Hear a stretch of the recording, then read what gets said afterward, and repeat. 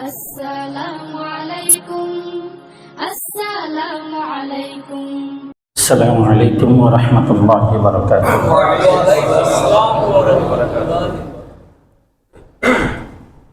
الحمد لله وكفى وسلام على عباده الذين اصطفى. أما بعد فأعوذ بالله من الشيطان الرجيم. بسم الله الرحمن الرحيم. وأتموا الحج والعمرة لله فإن أحصرتم فما استيسر من الهدي ولا تخلقوا رؤوسكم حتى يبلغ الهدي محله. وقال تعالى في موضع آخر: فمن فرض فيهن الحج فلا رفث ولا فسوق ولا جدال في الحج وما تفعلوا من خير يعلمه الله وتزودوا فإن خير الزاد التقوى. صدق الله المولانا العظيم. وقال صاحب الرسالة صلى الله عليه وسلم: تابعوا بين الحج والعمرة فإنهما ينفيان الفقراء والذنوب كما ينفي كير الخبث الحديد والذهب والفضة، وليس للحجة المبرورة ثواب إلا الجنة. وقال صاحب الرسالة صلى الله عليه وسلم: دعا لأمتي عشية عرفة بالمغفرة فأجب إني غفرت لهم ما خلا ظالم وإني أخذ للمظلوم منه إلى آخر الحديث، أو كما قال النبي صلى الله عليه وسلم. وصدق رسوله النبي الأمي الكريم، وصدق من الشاهدين والشاكرين، والحمد لله رب العالمین.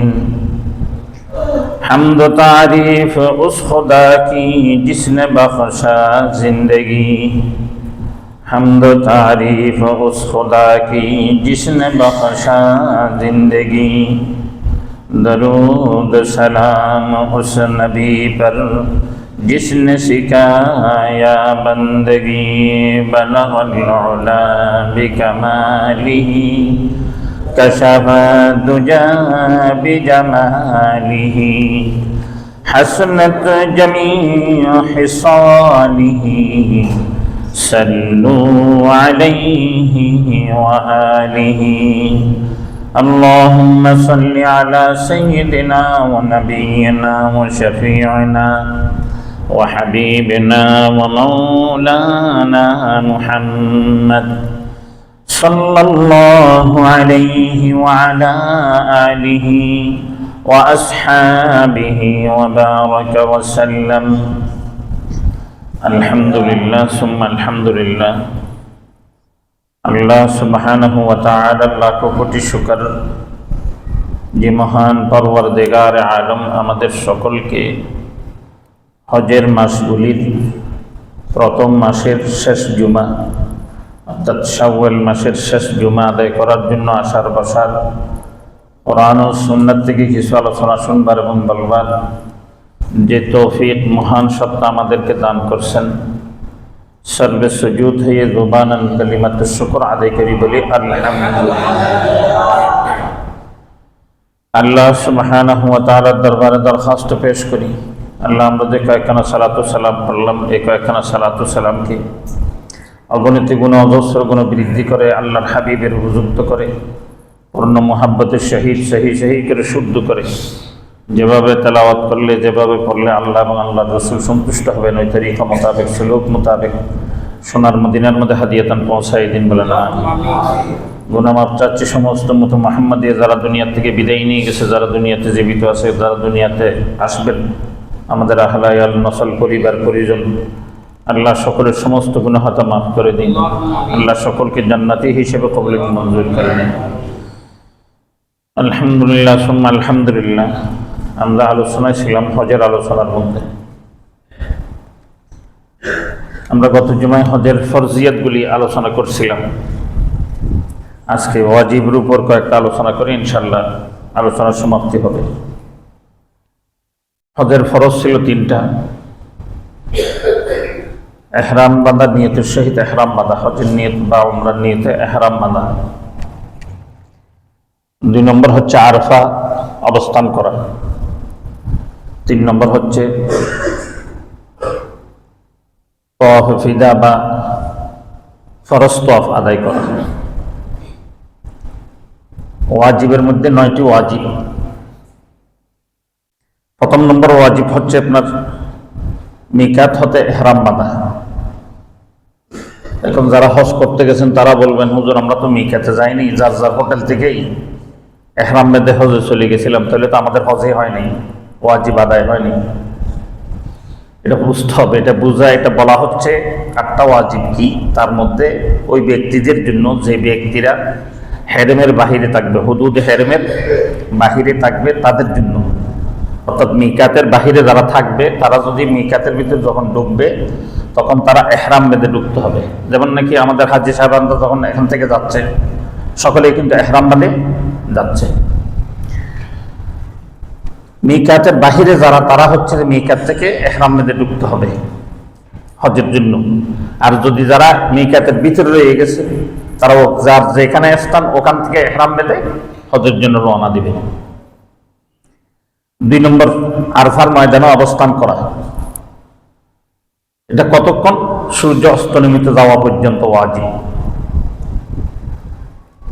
একটা হচ্ছে যে শুধু আরফার ময়দানে আপনি গিয়ে 10 মিনিট 15 মিনিট ছিলেন, এটা ফরজ আদায় হবে, ওয়াজিব আদায় হবে না।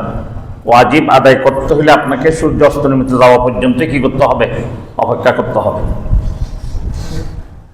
সূর্য অস্তমিত যাওয়ার পর আপনি এখান থেকে বের হবেন মাগরিব পড়া ছাড়া। মাগরিব পড়বে মুজদালিফায় গিয়ে। 3 নম্বর মুজদালিফা অবস্থান করা, রাত্রি যাপন করা, অর্থাৎ 10 জিলহজের যে রাত্রি, ওই রাত্রি যাপন করা হচ্ছে কোথায়? মুজদালিফায়। এবং মিনায় অবস্থান করা ওয়াজিব। 4র্থ নম্বর ওয়াজিব মিনায় অবস্থান করা। মিনায় অবস্থান যেটা, এটা হচ্ছে আপনি 8 তারিখ গিয়ে যে অল্প সময় অবস্থান করতেছেন, এতটুকুর মধ্যে আপনার কি আদায় হয়ে যাবে? ওয়াজিব আদায় হয়ে যাবে। সুন্নাহ হচ্ছে কমপক্ষে 2টি রাত অতিবাহিত করা। 8 তারিখের রাত্রি, 9 তারিখের রাত্রি এবং 11 তারিখের রাত্রি, এই 2 রাত্রি মিনার মধ্যে অবস্থান করা সুন্নাহ। এটা 5 নম্বর কঙ্কর নিক্ষেপ করা, পাথর মারা, শয়তানের পাথর মারা। 6 নম্বর হাদি বলেন, কোরবানি বলেন, দমে শকর বলেন, যে যেটাই বলেন না কেন এটা করা। 7 নম্বর মাথা মুন্ডানো। 7 নম্বর যেটা মাথা মুন্ডানো, কোরআন শরীফের মধ্যে আমি একখানা আয়াতে মোবারকা প্রথম আপনাদের সামনে তেলাওয়াত করেছিলাম, ওয়াতিমুল হজ্জ ওয়াল উমরা লিল্লাহ ফাইন উহসিরতুম ফামাস্তায়সারা মিনাল হাদি ওয়ালা তুহলিকু রুউসাকুম হাত্তা ইয়াবলুগাল হাদিয়ু মাহিল্লাহ। এই আয়াত থেকে আমাদের মাযহাব আহনাফের মধ্যে আপনাকে প্রথমে হাদি দিতে হবে, তারপর মাথা মুন্ডাইতে হবে। আপনি যদি হাদির আগে মাথা মুন্ডাই ফেলছেন তাহলে ওয়াজিব তরক হয়ে যাবে। ওই জন্যই এটা যারা কোরবানি দিচ্ছেন, যখন আপনাদেরকে মেসেজ দিবে আপনার কি হয়ে গেছে, কোরবানি হয়ে গেছে, তখন আপনি মাথা মুন্ডাবেন, মাথার চুল কাটবেন, আপনি হালাল হয়ে যাবেন। 8 নম্বর বিদায় তওয়াফ করা। বিদায় তওয়াফ, এখন একটা কথা রয়ে গেছে, বিদায় তওয়াফ কোন সময় করব? কি আসার আগে করব না এর আগে করে দিতে পারবো? অনেক সময় অনেকজন দেখা যায় বিদায় তওয়াফ করতে গিয়ে হিমশিম খেয়ে যায়, কারণ এটা সময়ের জন্য রেখে দিছে। এর আগের দিন তাদেরকে বলছে আপনাদেরকে আগামীকাল 12টার সময় গাড়ি আসবে, নিয়ে যাবে। ওই ব্যক্তি চিন্তা করছে ঠিক আছে 10টা 11টার দিকে গিয়ে কি বিদায় তওয়াফটা করে চলে আসবো, কিন্তু পরে সংবাদ আসতেছে কি সকাল 6টায় গাড়ি আসবে আপনাদেরকে নিয়ে যাবে। এখন কি করবে? ওই জন্য বিদায় তওয়াফ নিয়ত হচ্ছে হজের তওয়াফের পরে যেই কোনো দিন, অর্থাৎ যাওয়ার 1-2 দিন আগে করে, চলে আসার 1-2 দিন আগে করে আপনি কি করে নেবেন? বিদায় তওয়াফ করে নেবেন। হ্যাঁ, এখন প্রশ্ন আসছে, অনেকজন প্রশ্ন করে এরপরে তওয়াফ করা যাবে কিনা। হ্যাঁ, এরপরে তওয়াফ করা যাবে, বিদায় তওয়াফের পরও তওয়াফ করা যাবে। অনেকজন প্রশ্ন করে বিদায় তওয়াফের সাথে সাই করবে কিনা। হ্যাঁ, সাই করা উত্তম, না করলে বিদায় তওয়াফে আপনার কি হয়ে যাবে? ওয়াজিব আদায় হয়ে যাবে, কিন্তু সাই করাটা উত্তম। বিদায় তওয়াফের মধ্যে ইহরাম থাকতে হবে কিনা প্রশ্ন করে। না, বিদায় তওয়াফের মধ্যে ইহরাম থাকতে হবে না, ইহরাম কোনো শর্ত না, যার কারণে কি তওয়াফও কোনো সাই কোনো শর্ত না। একদম 7 নম্বর হচ্ছে সাই করা, অর্থাৎ যে হজ আপনি ফরজ তওয়াফ যেটা বলতেছি, তওয়াফে ইফাদা যেটা বলা হয়, তওয়াফে ইফাদা যেটা বলে অর্থাৎ ফরজ তওয়াফ, হজের মধ্যে যেটা ফরজ তওয়াফ, যেটা হচ্ছে আপনার হালাল হওয়ার আগেও পারবেন, হালাল হওয়ার পরেও পারবেন।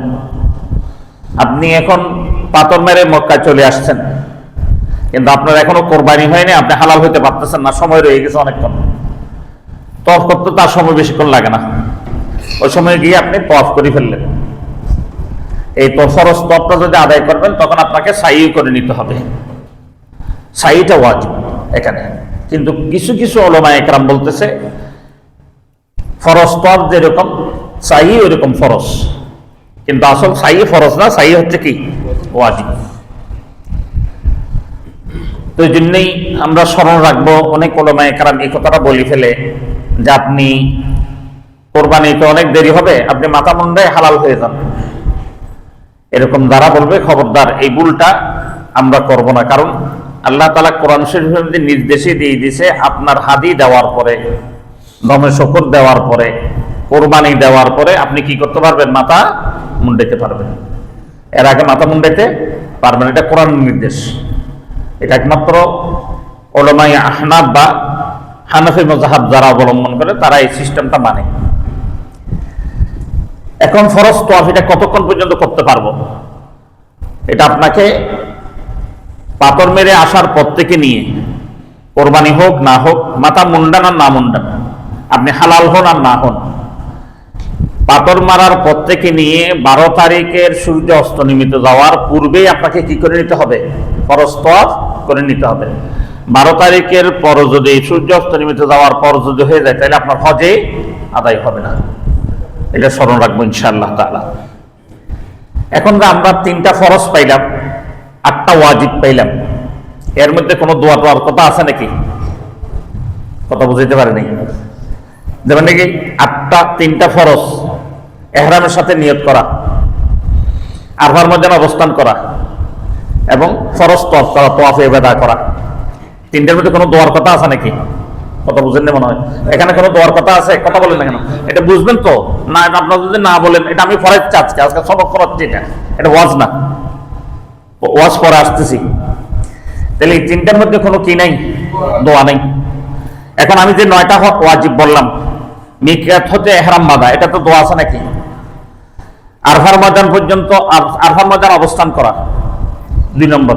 3 নম্বর মুজদালিফা অবস্থান করা, দোয়া নাই। মিনে অবস্থান করা 4 নম্বর, দোয়া নাই। এবং কঙ্কন নিক্ষেপ করা, দোয়া নেই। কিন্তু আপনি দোয়া ছাড়া যদি কঙ্কন নিক্ষেপ করেন, নিক্ষেপ হয়ে যাবে, কিন্তু মারার সময় আল্লাহু আকবার বলবেন, বিসমিল্লাহি আল্লাহু আকবার, বিসমিল্লাহি আল্লাহ, এটা সুন্নাহ। এটা যদি আপনি না বলেন, কিন্তু কঙ্কর মারার যেটা ওয়াজিব এটা আদায় হয়ে যাবে। অনেক সময় অনেকজনের স্মরণ থাকে না, পরে সে হুজুর থেকে প্রশ্ন করে, হুজুর হাই হাই হাই, সব বোনাস আমি শেষ করে ফেলছি, শয়তান তো পাথর মারছি ঠিক আছে, কিন্তু আমি কি দোয়া করিনি। ওই জন্যই স্মরণ রাখবেন, আপনি যদি বিসমিল্লাহ আল্লাহু আকবার এটা নাও বলেন, তাহলে কি হবে না? কোনো সমস্যা হবে না, পাথর মারলে আপনার ওয়াজিব আদায় হয়ে যাবে। পাথর মারা 6 নম্বর হাদি, কুরবানি, এটা তো কোনো দোয়ার কথা নাই। 7 নম্বর মাথা মুন্ডানো, দোয়ার কথা নাই। 8 নম্বর বিদায় তওয়াফ করা, দোয়ার কথা নাই। সাই করা 9 নম্বর, দোয়ার কথা নাই। তাহলে ফরজ এবং ওয়াজিবের মধ্যে কোনো দোয়া দরুদ নেই। দোয়া দরুদ যেটা আছে এটা হচ্ছে কিছু সুন্নাহ, কিছু মুস্তাহাব। কিছু সুন্নাহ, কিছু মুস্তাহাব। ওই জন্যই আমি অনেক সময় যেখানে আমি হজের জন্য যাই, অনেকজন আমার সাথে দ্বিমত হয়, অনেক আলেমদের সাথে। এটা কেন হয় জানেন? অনেকজন হজে যাওয়ার জন্য দোয়ার বড় বড় বই কিনে দোয়া মুখস্থ করতে করতে অবস্থা খারাপ করে ফেলে। হজের ফরজও ছুটে যায়, ওয়াজিবও ছুটে যায়, ওদের দোয়া নিয়ে টানাটানি। ওই জন্য পরিষ্কার স্মরণ রাখবেন, দোয়া যা করার আপনি বাংলাতে করেন।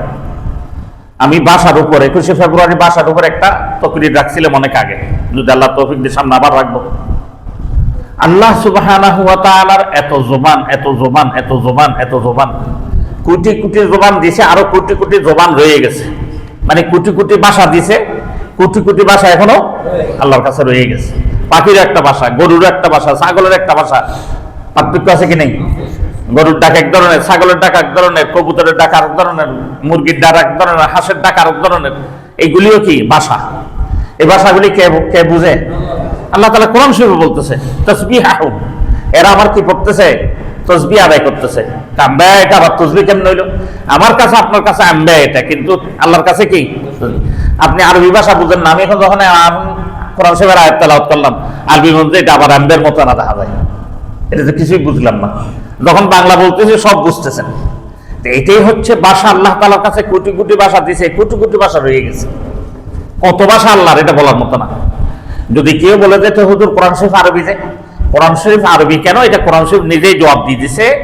আমি নবীকে আরবির ভাষায়, নবী ছিল, নবীর ভাষায় কি দিলাম? কোরআন শরীফ দিলাম। আল্লাহর ভাষায় দিছে বলছে। যদি আল্লাহর ভাষা আরবি বলা হয় তাহলে বলতে হবে যে আল্লাহ পক্ষপাত করছে কার? আরবি। তা আল্লাহ কোনোদিন কেউ পক্ষপাত করে না। ওই জন্যই আল্লাহর কোনো ভাষা নাই, আল্লাহর ভাষা আল্লাহ। আল্লাহ সব ভাষা বুঝে।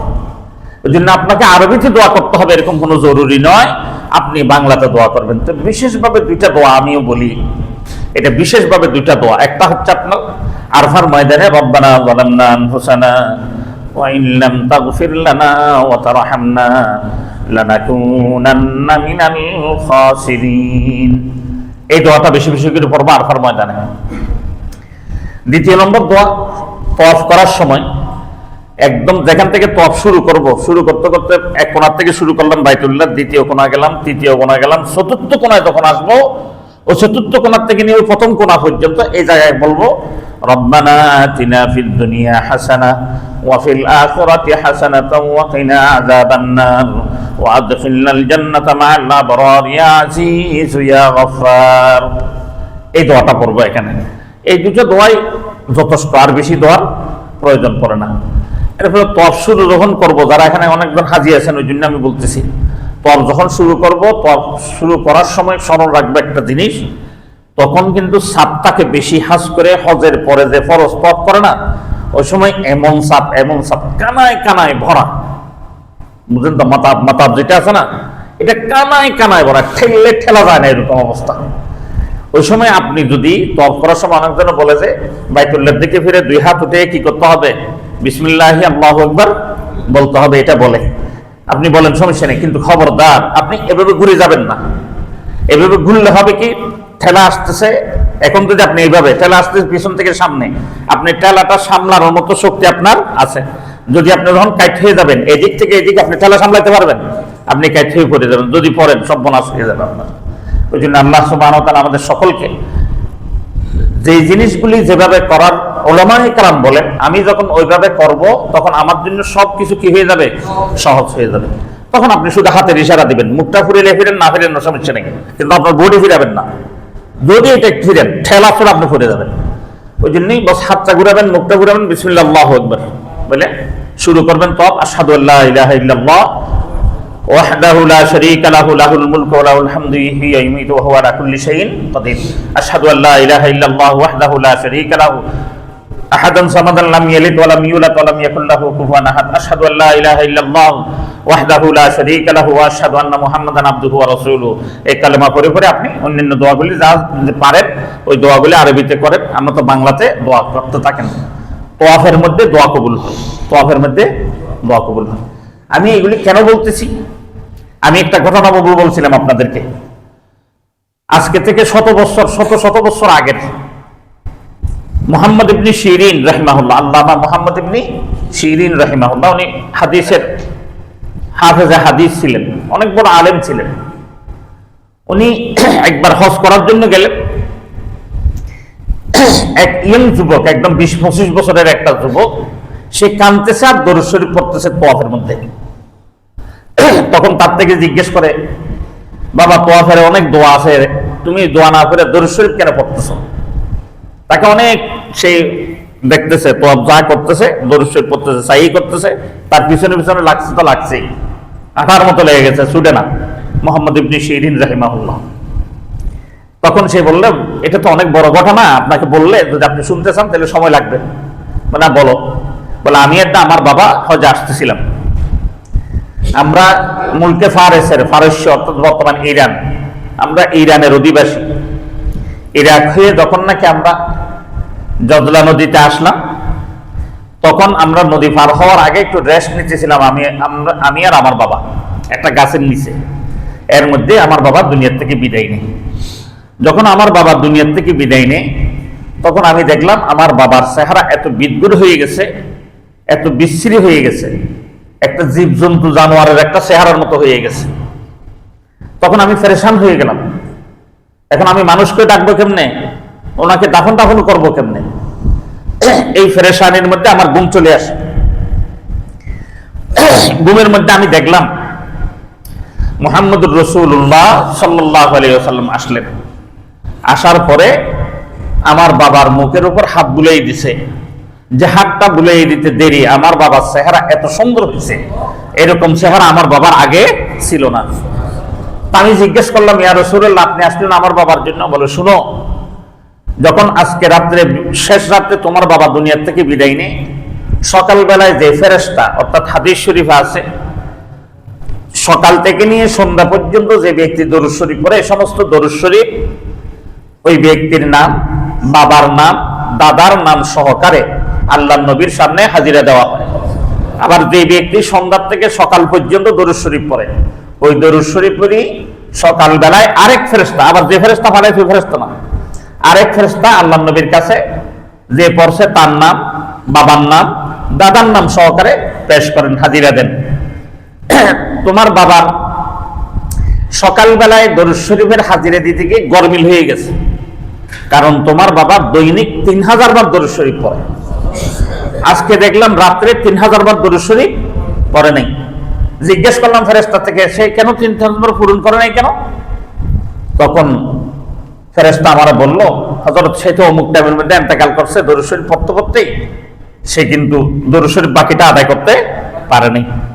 আমি তার থেকে হাল পুরুষে জিজ্ঞেস করলাম, ওই বন্দার কি অবস্থা এখন? তখন সে আমাকে এইভাবে পুরো ঘটনা বলল। বলার পর আমি আসলাম, তোমার বাবার চেহারাতে আমি হাত বুলিয়ে দিছি, তোমার বাবা আগের চেয়ে সুন্দর হয়ে গেছে, জান্নাতি চেহারা হয়ে গেছে। তুমি এখন বলতে হবে না, মানুষ আসে হাজির হবে অল্প কিছুক্ষণের মধ্যে, উঠো তুমি ঘুম থেকে। তখন সেই ঘুম থেকে উঠলেন। উঠার পরে দেখে লোকে লোকারণ্য, এত লোক এত লোক এত লোক, সে আশাই করে নেই এখানে কোনো লোকজন বসেছেই নেই, কোনো মানুষই নেই।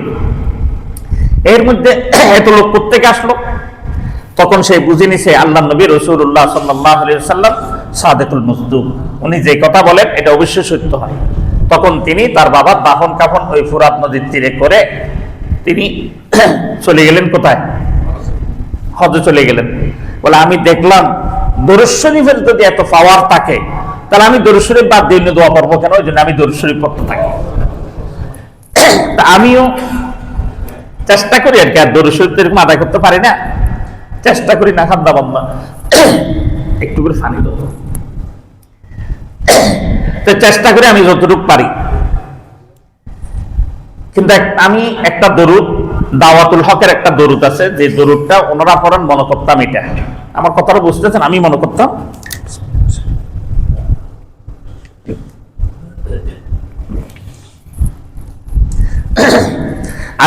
এটা দাওয়াতুল হকের মনে হয়, ওনারা তো বড় বড় আলেম ওলামা, এটা দরুদ শরীফ বানাই দিয়েছে আর কি। এই নিয়ে পড়তে থাকতাম। আমি ওনারা তো আলহামদুলিল্লাহ যে আমাদের সুবান সাহেব আছেন আর অন্যরাও আছেন, ওনারা আমাকে 13 সালে হজে পাঠাইছিলেন, তখন এটা জানতাম না। এরপরে কয়েকবার উমরা করছি। লাস্ট যেবার উমরা করতে গেছিলাম আপনার 23 সালে, তখন আমার একদিন হঠাৎ দিলের মধ্যে একটা স্প্রে আসলো যে আমি আজকে রাসূল ইসলামের রওজাকে পিছন দিয়ে বের হব না। কিন্তু এটা আরবরা পছন্দ করে না। এটা কারা পছন্দ করে না? আরবরা এটা পছন্দ করে না। এটা পছন্দ করতে আপনি সোজা আসতেছেন, সোজা সোজা বেরিয়ে যাবেন। তা আমি এই দিন একদম খুব মজবুত ভাবে নিলাম, না আজকে আমি আর ফিস দিব না আল্লাহ নবীকে। আমি তো মদিনা থেকে আজকে বিদায় নিব, আমি আল্লাহ নবীকে আজকে সামনে দিয়েই আমি আস্তে আস্তে বিদায় নিব, পিঠ দিব না আমি। এটা বলে আমি যাইতে যাইতে বাবু সালাম দিয়ে ঢুকলাম। যাইতে যাইতে বাবু জিব্রাইল দিয়ে যখন বের হচ্ছি, তখন উপর থেকে গম্বুজটা দেখার জন্য, সবুজ গম্বুজটা দেখা, এটা মহব্বতের একটা শান। গম্বুজটা দেখার জন্য উপর দিকে তাকাইতেছে আর পিছনে যাচ্ছে, পিছনে যাচ্ছে, পিছনে যাচ্ছে। পুলিশ আমার অনেক বাধা দিচ্ছে, অনেক কথা বলছে, অনেক আরবিরাও আমাকে বাধা দিচ্ছে, অনেক কথা বলছে। আমি কেউর কথা কোনো শুনিনি সেদিন। এটা আল্লাহ তাআলার শান। আল্লাহ তাআলা আমার যে একটা দরুদের উপর সন্দেহ, এই সন্দেহটা দূর করার জন্য হয়তো আল্লাহ পাক আমার এই ঘটনা ঘটাইছে। যখন আমি বাবু জিব্রাইল দিয়ে বের হচ্ছি, উপরে দেখতেছি দরুদ শরীফটা লেখা, যে দরুদ শরীফ দাওয়াতুল হক আলারা ওলামায়ে কেরামকে দিয়েছেন, তুমি মসজিদে ঢোকার সময়, মসজিদ থেকে বের হওয়ার সময় এই দরুদ শরীফ পড়বে। এই দরুদ শরীফটা তুমি নাও, কারণ এই দরুদ শরীফ শুধু সালাতু সালাম নয়, বাকি সমস্ত দরুদ শরীফে সালাতু সালাম আছে, জিকির নেই। এই দরুদ শরীফেতে সালাতু সালাম আছে, জিকিরও আছে। সুবহানাল্লাহ বলবেন না? খুব ছোট্ট দরুদ শরীফ, একদম ছোট একটা দরুদ শরীফ। এটা কি জানেন? বিসমিল্লাহি ওয়াস সালাতু ওয়াস সালামু আলা রাসূলিল্লাহ। বিসমিল্লাহি, এটা কি জিকির না দরুদ? এটা দরুদ, এটা জিকির, এটা জিকির। বিসমিল্লাহি কার নামে? আল্লাহর নামে। আল্লাহর নামে বলাটাই জিকির। বাংলা বলেন, আরবি বলেন, যেটাই বলেন, আল্লাহর নামে, আল্লাহর নামে, আল্লাহর নামে, এটা জিকির। তা এখানে জিকিরও আছে। বিসমিল্লাহি ওয়াস সালাতু, সালাত, ওয়াস সালামু, সালাম, আলা রাসূলিল্লাহ, রাসূলের উপর। কার উপর? রাসূলের উপর। এইটা হচ্ছে দরুদ। তো জিকিরও আছে, দরুদও আছে, সালামও আছে। একদম সংক্ষিপ্ত দরুদ শরীফ, এটা শিখে নেবেন। বিসমিল্লাহি ওয়াস সালাতু ওয়াস সালামু আলা রাসূলিল্লাহ। আপনারা যদি আমল করেন, আমি সওয়াব পাবো ইনশাআল্লাহ তাআলা। ওই আশা নিয়ে আপনাদেরকে বলা। এই দরুদ শরীফটা শিখে নেবেন। বিসমিল্লাহি ওয়াস সালাতু ওয়াস সালামু, ওয়াস সালাতু সাদ, ওয়াস সালাতু ওয়াস সালামু সিন, আলা রাসূলিল্লাহ। এই দরুদ শরীফটা পড়বেন। আল্লাহ সুবহানাহু ওয়া তাআলা আমাকে আপনাদের সকলকে জাযা দান করে, বলেন আমিন। আমি জিব্রাইল, বাবু জিব্রাইল দিয়ে বের হয়ে আসার সাথে সাথে দরুদ শরীফটা এখানে দেখছি, এখনো আছে আলহামদুলিল্লাহ। এটা এখনো ভাঙ্গা টাঙ্গা হয় নাই। এখনো যদি কেউ হজ যাবেন তারা দেখে নিতে পারবেন। এখানে একদম বড় অক্ষরে লেখা, এটা খুব বড় অক্ষরে লেখা। তখন আমার ইয়াকিন হইল, হাই হাই, এটা তো দাওয়াতুল হক দিতে দরুদ না, এটা তো হাদিসের দরুদ। এরপর এসে আমি হাদিস তালাশ করা আরম্ভ করলাম। বাইহাকির মধ্যে আমি এই দরুদ শরীফটা পেয়ে ফেললাম। বলুন সুবহানাল্লাহ, বলবেন না? এক সাহাবীর বরাতে এই দরুদ শরীফ বাইহাকির মধ্যে রয়ে গেছে এবং সূত্র হচ্ছে সহিহ। আল্লাহ সুবহানাহু ওয়া তাআলা আমাদের সকলকে দরুদ শরীফের উপর আমল করার তৌফিক দান করুন, বলেন আমিন। এই জন্য এই ঘটনাটা বললাম। এরপর আমি একটা হাদিস বলি, আপনাদের থেকে বিদায় নিব। অর্থাৎ হজ কেমন জিনিস, আরাফা কেমন জিনিস, এটা বুঝতে হইলে আপনাদেরকে এই হাদিসটা শুনতে হবে। এটাও বাইহাকির হাদিস। ওই হাদিসটা বের করতে গিয়ে এই হাদিসটা পাইলাম, দীর্ঘ লম্বা হাদিস। আন্নান নবী সাল্লাল্লাহু আলাইহি ওয়াসাল্লাম দাআ লি উম্মতি ঈশাতি আরফা। আল্লাহর নবী রাসূলুল্লাহ সাল্লাল্লাহু আলাইহি ওয়াসাল্লাম আরফার দিনে 9 তারিখ, জিলহজ মাসের 9 তারিখ সন্ধ্যাবেলায় বিল মাগফিরাতি ফাআজিবু ইন্নী ক্বাদ গাফারতু লাহুম মা খালা যালিমুন বিল মাগফিরা। উম্মতের মাগফিরাতের জন্য আমি দোয়া করতেছিলাম। ফাআজিবা, আল্লাহ তাআলা দোয়া কবুল করে নিলেন। ইন্নী ক্বাদ গাফারতু লাকুম, আমি তোমার উম্মতকে সমস্ত গুনাহ মাফ করে দেব। মা খালা যালিম, যালিম ব্যতীত জালেমের গুনাহ আমি মাফ করব না। ফাইন্নী আখযা লিল মাজলুমি মিনহু, আমি কাল কিয়ামতের ময়দানে মজলুমের পক্ষ হয়ে তার সাথে তাকে আমার আদালত আমি কাঠগড়ায় দাঁড় করাবো। মজলুমের পক্ষ হয়ে আমি তাকে আমার কাঠগড়ায় দাঁড় করাবো। ক্বালা রাসূলুল্লাহ সাল্লাল্লাহু আলাইহি ওয়াসাল্লাম আইয়ু রাব্বি ইন শি'তা আযিমতা মাজলুমান মিনাল জান্নাহ। আল্লাহর নবী বলেন, আই রব, হে আমার প্রভু, ইন শি'তা আতাইতা, আপনি চাইলে তো দিতে পারেন, মজলুমকে মিনাল জান্নাহ, জান্নাত দিতে, এটার ক্ষতিপূরণ আপনি পোষাই দিতে পারেন। ওয়া গফারতু লিয-যালিম, আপনি চাইলে তো জালিমকে কি করে দিতে পারেন, মাফ করে দিতে পারেন। ফালাম ইউজিবু আয়েশাতু, আমি আরফার ময়দানে সন্ধ্যা পর্যন্ত দোয়া করলাম। ফালাম্মা আসবাহা বিল মুজদালিফা, সন্ধ্যা পর্যন্ত দোয়া করলাম, এই দোয়াটা কবুল আল্লাহ তাআলা করেনি আরফার ময়দানে। ফালাম্মা আসবাহা বিল মুজদালিফা, যখন আমি মুজদালিফায় চলে গেলাম, ভোর রাত্রে যখন হয়ে গেল, আদা দোয়াই, আমি আবার যে দোয়াটা আগে করলাম এটা আবার করলাম। ফাজিবা ইলা মা সাআলা, আমি যেইভাবে চাইলাম ওইভাবে আল্লাহ তাআলা কি করে নিলেন, কবুল করে নিলেন। সুবহানাল্লাহ বলবেন না? এত আস্তে বুঝতে পারেন না? বুঝছি হাদিস কতটুকু বুঝতে নেবেন, বুঝি ফেলছি আমি। জালেম, জালেম অন্যের মাল গসব করে খায়, সম্পদ গসব করে খায়, অমুক খায়, সমুক খায়, সুদ খায়, ঘুষ খায়, জেনা করে, বেবিচার করে, সমস্ত গুনাহের মধ্যে জালেম হচ্ছে সবচেয়ে বড়, তার চেয়ে আরো বড় জালেম। ওইরকম জালেমের গুনাহ মাফ করে দিবে আল্লাহ তাআলা। আরফার ময়দানে দোয়া করতে করতে করতে করতে আল্লাহ কবুল করেন। মুজদালিফায় যখন গেলেন সারা রাত দোয়া করলেন, সকালবেলা আল্লাহ তাআলা আল্লাহ নবীর এত কসরত এটাকে বেচা দিলেন না, এই উম্মতকে আল্লাহ তাআলা দায় মুক্তি করে দিলেন। বললেন আমি জালেমকে কি করে দিব, মাফ করে দিব। বলেন সুবহানাল্লাহ। ক্বালা ফাযাহিকা রাসূলুল্লাহ সাল্লাল্লাহু আলাইহি ওয়াসাল্লাম, এই কথা আল্লাহ তাআলা জিবরাইল আমিনের মাধ্যমে ঘোষণা দিতে দেরি আল্লাহর নবী রাসূলুল্লাহ সাল্লাল্লাহু আলাইহি ওয়াসাল্লাম হেসে দিলেন। ওয়া তাবাসসামা, এবং মুস্কি হাসলেন। ফাকালা লাহু আবু বকর ওয়া উমর, আল্লাহর নবীর উদ্দেশ্য করে আবু বকর এবং ওমর দুজনে বললেন, বি আবি ওয়া উম্মি, আমার মাতা পিতা আপনার উপর ফিদা হয়ে যাক, কুরবান হয়ে যাক। ইন্না হাযা লাসাআতুন কুনতু তাহজিকা ফিহা ফামা আল্লাযিনা আযহাকাল্লাহু সান্নাকা, আমরা কোনোদিন আপনার এরকম হাসি দেখিনি। আপনি হাসি দেন ঠিক আছে, দাঁত দেখা যায় না, কিন্তু আপনি আজকে এমন ভাবে হাসলেন, আল্লাহ তাআলা আমাদেরকে সুযোগ করে দিল এক হাসিতে আপনার দাঁত আমরা দেখে ফেললাম। আর এইরকম সময় আপনি কোনোদিন হাসেন না, এটা হাসলেন কেন ইয়া রাসূলুল্লাহ আপনি বলেন? হ্যাঁ, খুব ইন্টারেস্টিং কথা, খুব গুরুত্বপূর্ণ কথা, খুব জরুরি কথা। এটা কি কথা? قال رسول الله صلى الله عليه وسلم إن عدو الله إبليس, আল্লাহ তাআলার সবচেয়ে বড় দুশমন, এখানে মুমিনের দুশমন বলে নাই, ইনসানের দুশমন বলে নাই, আদুউল্লাহ, কার দুশমন? আল্লাহর দুশমন ইবলিস। লাম্মা আলিমা আন্নাল্লাহ আযজা ওয়া জাল্লা ক্বাদ ইস্তাজাবা দুআই ওয়া গফারা লাহু, যখন আমার লি উম্মতি, আমার উম্মতকে যখন মাফ করে দিলেন, এই সংবাদ যখন কে জানলো? ইবলিস জানতে পারলো। জানার পর কি হইল? তার কি হইল? আখাযা তুরাব, সে কিছু মাটি নিল। ফাজাআলা বিসুহাহু আলা ওয়াজহিহি ফাআদহাকি মা রাআইতা মিন জাযিহি, আমি দেখলাম সে মাটিগুলি নিয়ে তার মুখের মধ্যে মাখতেছে, মাথার মধ্যে মাখতেছে, এবং সে বলতেছে আমাকে দিক, আমি কি করলাম এটা, আমি কি করলাম এটা, আমি কি করলাম এটা, হায় হায় আমার জন্য তো অবস্থা খারাপ। কারণ আল্লাহর নবীর যদি এরকম একটা বেকায়দা দোয়া, যদি একদম বেকায়দা না, এটা জালেমকে মাফ করে দেওয়া, এটা বিশাল একটা বিষয় না?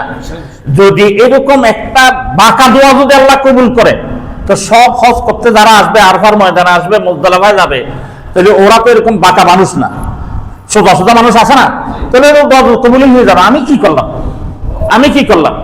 অর্থাৎ আল্লাহ সুবহানাহু ওয়া তাআলা এই হাদিস থেকে আমরা কি পাইলাম, এই জিনিসটা আমরা পর্যালোচনা করে আমি শেষ করে দিচ্ছি ইনশাআল্লাহ তাআলা। প্রথম হচ্ছে আরফার মাঠে এবং মুজদালিফার মধ্যে আল্লাহ সুবহানাহু ওয়া তাআলা গুনাহ মাফ করার নিশ্চয়তা দিয়ে দিয়েছে। কি দিয়েছে? কেমন নিশ্চয়তা? শুধু এমনি গুনাহগার না, জালেম, জালেমের গুনাহ মাফ করে দিবে, এই নিশ্চয়তা আল্লাহ তাআলা দিয়ে দিলেন আল্লাহর নবীর মাধ্যমে, এই উম্মতকে সুসংবাদ দিয়ে দিলেন। দ্বিতীয় নম্বর, জালেমকে, জালেম কাকে বলে? জালেম দুই প্রকার। প্রথম প্রকার হচ্ছে জালেম ওই ব্যক্তি, ওয়ামান আযলাম মিম্মান মা মাসাজিদাল্লাহ, যে ব্যক্তি আল্লাহর ঘরে আসার থেকে বাধা দেয় বা নিজে আল্লাহর ঘরে আসে না, এর চেয়ে বড় জালেম আর নেই। এটা আল্লাহর হক নষ্ট করা। যে বান্দা আল্লাহর হক নষ্ট করবে সে এক ধরনের জালেম, আর যে বান্দার হক নষ্ট করবে সে আরেক ধরনের জালেম। এই দুই জালেমের মধ্যে পার্থক্য গিয়ে উলামায়ে কেরাম বলছেন যে যে জালেম আল্লাহর হক নষ্ট করে, আল্লাহ তাআলা ওই জালেমকে মাফ করে জান্নাতে দিয়ে দিবেন। যাকে বান্দার হক যারা নষ্ট করে তাদেরটা হবে না। কিন্তু এখন কথা হচ্ছে উলামায়ে কেরাম এটাকেও সমাধান দিয়ে দিয়েছেন যারা বন্দার হক নষ্ট করছে হজে যাওয়ার আগে বন্দার থেকে হয় মাফ চেয়ে নিবে, নতবা হক আদায় করে দিয়ে দিবে, এবং আরফার ময়দানে গিয়ে এটা যদি মাফ চায় আল্লাহ তাআলা এই গুনাহ করার কারণে তাদেরকে মাফ করে দিবে। বলুন সুবহানাল্লাহ। এবং কিছু কিছু উলামায়ে কেরাম তো একদম হত্যা জাওয়াজ করে এই কথা বলে ফেলে, কি এখানে যে জালেম বলছে এটাকে আল্লাহর হক নষ্ট করছে, বন্দার হক নষ্ট করেছে, এটা দেখে নাই। কারণ আল্লাহ সুবহানাহু ওয়া তাআলা যে বন্দা হক নষ্ট করছে, হাদিসে জবাব আছে এটা, বন্দার হক নষ্ট করছে ওই জন্য বন্দাকে কি দিবে? জান্নাত দিবে। হাদিসটা শুনেন নাই? আইয়ু রাব্বি ইশতাতা আযওয়ানতা মাজলুমান মিনাল জান্নাহ। আল্লাহর নবী বলেন আপনি মজলুমকে তো জান্নাত দিয়ে তার প্রতিদান দিয়ে দিতে পারেন, এবং আপনি জালেমকে মাফ করে দিতে পারেন। উলামায়ে কেরাম বলছে যদি বন্দার হক নষ্ট করছে এরকমও যদি জালেম হয়ে থাকে, জায়গা খেয়ে ফেলছে, বিডি খেয়ে ফেলছে, বিল্ডিং দখল করে ফেলছে, অমুক করে ফেলছে, সমুক করে ফেলছে, এরকমও যদি জালেম হয়ে থাকে, ওই জালেমকে আল্লাহ তাআলা এই আরফা এবং মুজদালিফার মধ্যে কি করে দিবেন? মাফ করে দিবেন। কারণ ওই যে ব্যক্তি প্রাপ্য রয়ে গেছে তাকে কাল কিয়ামতের ময়দানে জান্নাত দিয়ে প্রতিদান দিবেন, আর এই ব্যক্তিকে আল্লাহ তাআলা কি করে দিবেন? মাফ করে দিবেন। ওই জন্য উলামায়ে কেরাম বলতেছেন হ্যাঁ এটা দুনিয়াবি যদি কোনো জালেমও হয় এরপর তাকেও মাফ করে দিবেন। এরপর রয়ে গেল জালেম এমন অবস্থায় যে সবচেয়ে বড় যেটা জিনিস 354 দিনে বছর। বলবেন হুজুর কয় কি? হুজুর তো লাভারাই করে নাই, আমরা ঘুরে আসছি 365 দিনে, হুজুর কয় 354 দিনে। কারণ আচ্ছা এখন আরফার ময়দানটা আরফা যে হয় এটাকে আমি ডিসেম্বরের 9 তারিখ বলছি নাকি? কি বলছি? জিলহজ মাসের 9। তা আমি আরবি গমছি না ইংলিশ গমছি না বাংলা গমছি? আরবি। তাহলে আমি কথাকে আরবি বলবো না না ইংলিশ বলবো না বাংলা বলবো? তা আরবি সনের কথাই বলবো। আরবি সন হিসেবে 354 দিনে বছর। শয়তান কোনদিন এত কষ্ট পায় না, একদিন মাত্র কষ্ট পায়। এটা কোন দিন? আরফা। সে তার চেহারা একদম নোংরা হয়ে থাকে, মলিন হয়ে থাকে, সে নিজেকে নিজে ধিক্কার দিতে থাকে। আল্লাহ তাআলা কি দিল এদেরকে? এটা আদমকে এত কিছু করাইলাম, মাত্র কিছু করাইলাম, যখন আদম এসে কয়েকটা কালিমা, মাত্র কয়েকটা শব্দ বলছে। কি বলছে? রব্বানা যালামনা আনফুসানা ওয়া ইন লাম তাগফির লানা ওয়া তারহামনা লানাকুনান্না মিনাল খাসিরিন। বলেন না রব্বানা যালামনা আনফুসানা ওয়া ইন লাম তাগফির লানা ওয়া তারহামনা লানাকুনান্না মিনাল খাসিরিন। এই কয়েকটা শব্দ বলছে। এই কয়েকটা শব্দ আল্লাহ তাআলা এমন ইশক এবং প্রেমে আসলেন, জান্নাত থেকে বের করে দিয়েছেন, কিন্তু দুনিয়াতে আসার পর তাদেরকে মাফ করে দিলেন। এটাই হচ্ছে আল্লাহ তাআলার শান। হজের গুরুত্ব এটাই। ও ভাইও যারা হজে যাবেন বা যাচ্ছেন, আমি ওনাদেরকে অনুরোধ করব আরফার ময়দান মিস করবেন না, খবরদার। মুজদালিফার ময়দান মিস করবেন না, খবরদার। সময় অযথা গল্প গুজবে নষ্ট করবেন না। বিশেষভাবে আমি গত জুমায় বলেছি, আরফার ময়দানে প্রথম গিয়ে এশকে ছড়ে ইবাদতে রত হয়ে যায়, পরে যে সময় দোয়া কবুল হওয়ার সময় ওই সময় ঘুম পারে। যখন সূর্য একটু ঢলে পড়ে তখন থেকে নিয়ে সূর্য অস্তমিত যাওয়া পর্যন্ত এটা হচ্ছে মুখ্যম সময়, দোয়া কবুল হওয়ার সময়। গেছে তো সকালবেলা ইবাদত করতে করতে হরণ ঘরে হয়ে গেছে, আর ইবাদতের মজা থাকে না। ওই জন্য আপনি প্রথমে গিয়ে ঘুমান, দাঁড়ছে ঘুমাই দেন। ওই ঘুমানোটা আপনার এমন আফজল। সারা পৃথিবীর সমস্ত মানুষ আদম আলাইহিস সালাম থেকে নিয়ে কিয়ামত পর্যন্ত সকলে মিলে যদি একসাথে ইবাদত করে, উত্তম ইবাদত যেটা নামাজ, এই উত্তম ইবাদত যদি বান্দা করে, এই ফরজ নামাজ সারা পৃথিবীর মানুষ পড়ার পরে যে সওয়াব, ওই আরফার ময়দানে এক মুহূর্ত থেকে ঘুমাইলো সেই সওয়াব। বলুন সুবহানাল্লাহ। এত আফজল আরফার ময়দান। ওই জন্য আরফার ময়দানে সূর্য ডুবে যাওয়ার পরে সূর্য অস্তমিত যাওয়া পর্যন্ত এই সময়টা যেন মিস না হয়। আল্লাহ তাআলা যেন হাজীদেরকে এই সময়টার মধ্যে তাদের মাগফিরাতের জন্য, উম্মতের মাগফিরাতের জন্য, যারা চলে গেছেন তাদের, যারা আছেন তাদের, যারা আসবেন সকলের মাগফিরাতের জন্য যেন দোয়া করতে পারে। আল্লাহ তাআলা তৌফিক দান করুন, বলুন আমিন। ইনশাআল্লাহ সুম্মা ইনশাআল্লাহ আগামী জুমাতে যদি আল্লাহ তৌফিক দেন, জমজমের উপর কিছু কথা বলার যদি আল্লাহ তৌফিক দেন ইনশাআল্লাহ বলবো। আল্লাহ সুবহানাহু ওয়া তাআলা আমাদের সকলকে হজের, আমি আরো অনেক কথা ছিল বলতে পারলাম না, অনেক হাদিস ছিল বলতে পারলাম না, এই জন্য আমার এটা দুর্বলতা আর কি, আমার কোতাহি, এলেম নাই, আমল নাই, ওই জন্য পারি না। সময় আমাকে ইজাজত দিচ্ছেন, এরপরও কয়েক মিনিট বেশি হয়ে গেছে। তা আমি আপনাদেরকে অনুরোধ করব, যারা হজে যাচ্ছেন তারা হজে যান। আল্লাহ তাআলা যেন তাদের হজকে কবুল করেন এবং সহজ করেন। আল্লাহ তাআলা যেন হজকে কবুল করেন এবং সহজ করেন। আল্লাহ সুবহানাহু ওয়া তাআলা আমাদের সকলকে আল্লাহ তাআলার এই ইবাদতকে পরিপূর্ণ কামাহত আদায় করে যাওয়ার আশা তৌফিক দান করুন, বলুন আমিন। ওয়া আখিরু দাওয়ানা আলহামদুলিল্লাহি রাব্বিল আলামিন। আমরা যারা